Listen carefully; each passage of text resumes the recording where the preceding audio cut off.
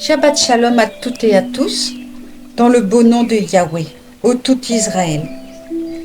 Je vais prendre le verset 13 du chapitre 23 en Exode, en Shemot, qui dit « Attachez-vous scrupuleusement à tout ce que je vous ai prescrit, ne mentionnez jamais le nom de divinité étrangère, qu'on ne l'entende point dans ta bouche. » Je dis ceci parce que dans la Haftara de cette semaine, dans Mélarim 1, chapitre 18, 1 Roi 18, versets 1 à 39, il est question d'autres divinités, et par obéissance à Yahweh, mon Elohim, je ne dirai que la moitié, pour ne pas dire le nom, dans ma bouche. Voilà, soyez bénis. Passez un excellent Shabbat. Chapitre 18, verset 1 de 1 Roi. De longs jours s'écoulèrent. La 3e année, la parole de Yahweh s'adressa à Eliyahu en ces termes. Va, présente-toi devant Akab. Je veux rendre la pluie à cette contrée. Eliyahu partit pour paraître devant Akab. La famine alors était grande à Samarie. Akab manda Ovadia, l'intendant du palais. Cet Ovadia était un fervent adorateur de Yahweh.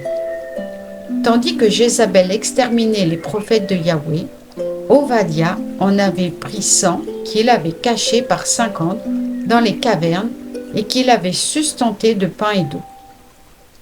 Et Akab dit à Ovadia, « Parcours le pays pour explorer toutes les sources et tous les torrents.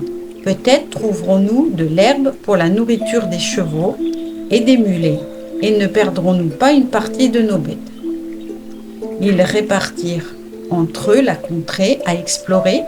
Akab se dirigea d'un côté à part, et Ovadia à part se dirigea de l'autre. Comme Ovadia suivait sa route, il vit venir Eliyahu à sa rencontre. Le reconnaissant, il se jeta sur la face et dit, « Est-ce toi Eliyahu, mon Seigneur ?» Il lui répondit, « C'est moi. Va dire à ton maître, voici Eliyahu. » Ovadia repartit, « Quel mal ai-je fait pour que tu exposes ton serviteur à être mis à mort par Akab? Par Yahweh ton Elohim, il n'est peuple ni royaume où mon maître n'est envoyé pour te chercher. Et quand ils disaient qu'on ne savait rien de toi, ils obligeaient royaume et peuple à jurer qu'on ne t'avait point trouvé.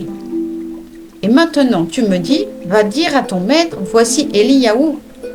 Mais à peine t'aurais-je quitté que le souffle de Yahweh, le roi de Yahweh, te portera vers un lieu que j'ignore. J'irai t'annoncer à Akab, et il ne te trouvera pas, et il me tuera. Or ton serviteur révère Yahweh depuis son enfance.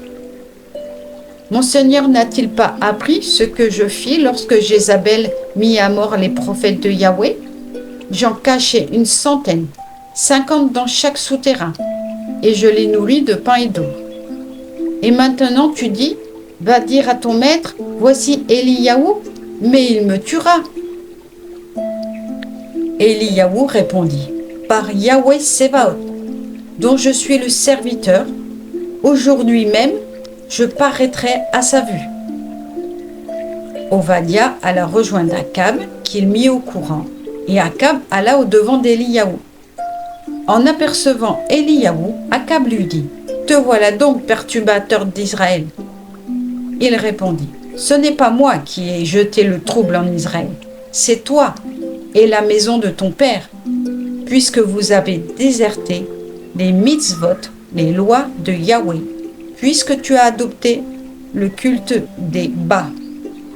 Et maintenant, fais rassembler autour de moi tout Israël, vers le mont Carmel, avec les 450 prophètes de Bas et les 400 prophètes d'Ash, qui vivent de la table de Jézabel. »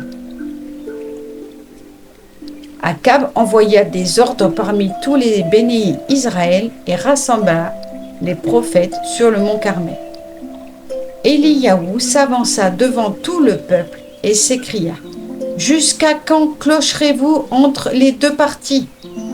Si Yahweh est le vrai Elohim, suivez-le. Si c'est bas, suivez bas. Mais le peuple ne lui répondit mot. Et Eliyahu dit au peuple: Je suis resté, moi, seul prophète de Yahweh, tandis que les prophètes de Bas sont 450. Qu'on nous donne 2 taureaux. Ils en choisiront un pour eux, le dépeceront, l'arrangeront sur le bois, mais sans y mettre le feu. Moi, je préparerai l'autre et le placerai sur le bois, sans y mettre le feu. Alors vous invoquerez votre divinité, et moi j'invoquerai Yahweh, l'Élohim qui répondra en envoyant la flamme. En envoyant la flamme, celui-là sera le vrai Elohim. Tout le peuple s'écria: C'est bien dit. Alors Eliyahu dit au prophète de Bas: Choisissez l'un des taureaux et opérez les premiers, car vous êtes les plus nombreux, puis invoquez votre divinité, mais ne mettez point de feu.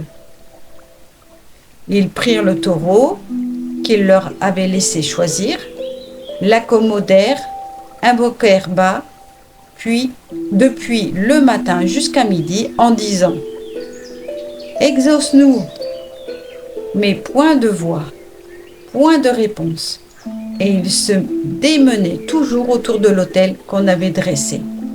Sur le midi, Eliyahu les railla, disant: Criez plus fort, puisque c'est une divinité. Quelle affaire l'occupe? Une expédition, un voyage? Peut-être dort-il. Il s'éveillera. Ils appelèrent à grand bruit, à grands cris, se tailladèrent selon leur coutume, à coups d'épée et de lance, au point que le sang ruisselait sur eux. L'heure de midi écoulée, leurs transports continuèrent jusqu'au moment de l'oblation. Mais nul écho, nulle réponse, pas un signe. Eliyahu dit alors à tout le peuple: Approchez-vous de moi. Et tout le peuple s'approcha de lui. Et Eliyahu rétablit l'autel renversé de Yahweh. Il prit à cet effet 12 pierres selon le nombre des tribus des bénis de Jacob, à qui la voix de Yahweh avait dit: Israël sera ton nom. Et il érigea avec ces pierres un autel dédié à Yahweh, et il pratiqua tout autour une tranchée de la contenance de 2 mesures de grains. Puis il disposa le bois, dépeça le taureau, le plaça sur le bois, et dit: Emplissez d'eau 4 cruches, et la répandez sur la victime et sur le bois. Il ajouta encore, et l'on obéit. Une 3e fois, et l'on obéit. L'eau ruisselait autour de l'autel, et la tranchée même, on l'avait remplie d'eau. À l'heure de l'oblation, le prophète Eliyahu s'avança en disant: Yahweh, Elohim d'Abraham, d'Isaac et d'Israël, qu'il devienne manifeste aujourd'hui que tu es Elohim d'Israël, que je suis ton serviteur et que c'est par ton ordre que j'ai fait toutes ces choses. Exauce-moi, Yahweh, exauce-moi afin que ce peuple reconnaisse que c'est toi le vrai Elohim, et tu auras ainsi amené leur cœur à récipiscence. Le feu de Yahweh jaillit alors, consuma la victime, le bois, les pierres, la terre, et absorba l'eau de la tranchée. Tout le peuple à cette vue tomba sur sa face et s'écria: Yahweh est le vrai Elohim, Yahweh est le vrai Elohim.